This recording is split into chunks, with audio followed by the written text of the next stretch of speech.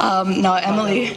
Yeah, Emily did a fantastic job, trying to take out my lead leg. And I thought that the game plan was pretty good for them, try to take my leg out, take me into the championship rounds. I did get a little tired after that first round. I thought I was going to finish her.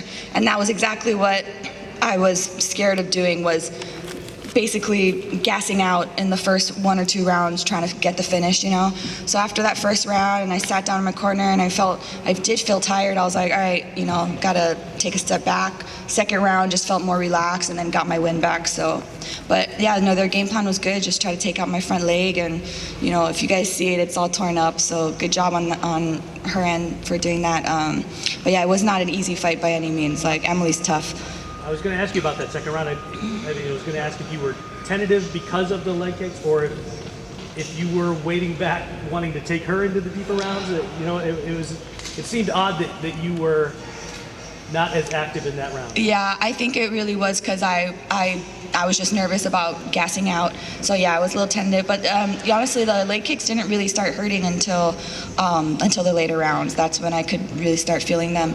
But too, I was feeling good on my feet. So, everybody says I'm not a striker. Everybody says I don't have any hands, or at least people on the internet were saying that. And I shouldn't be looking at the internet before my fight, but I did, and I'm like, these people, I'm gonna shout them that I can strike, So, yeah, I was just feeling comfortable on my feet too. So that's why, second round I think was all on our feet.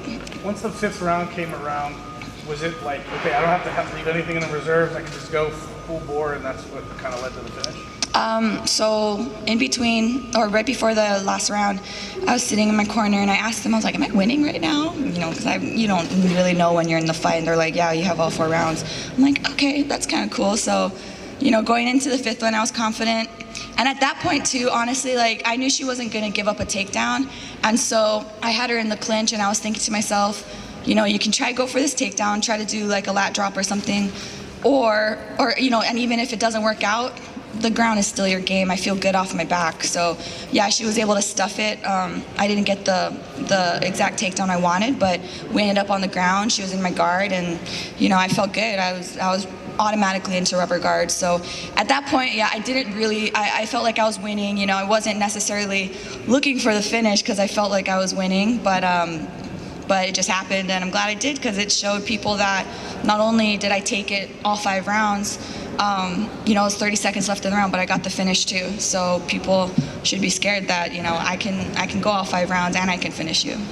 Scott's saying that he'd like you to fight twice a year, yeah? Uh-huh. Like the belt to be up twice a year. Mm-hmm.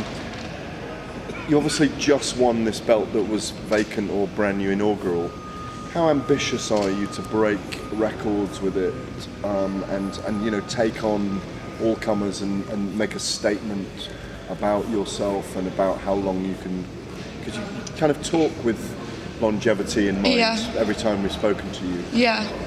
And longevity, I think too, is being smart. Honestly, like, people are asking me, like, oh, are you gonna fight on the LA card at the Forum? And I'm like, no way. I'm gonna relish in this for as long as I can. I'm gonna, hang out as the champion. I don't have any need to fight immediately, and defend the belt. Like, I'm good.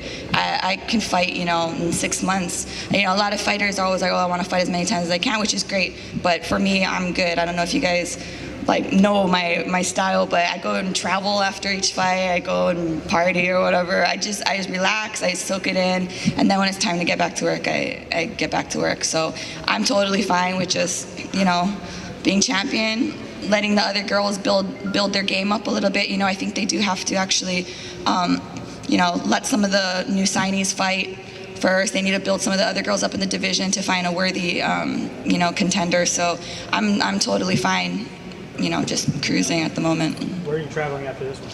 I'm going to be finishing my teammate Liz Carmouche has a fight coming up in December, so I'm going to go back, help her finish her camp, and then after her fight, I'm going to be going to New Zealand, get some more tattoos. You guys will see next time.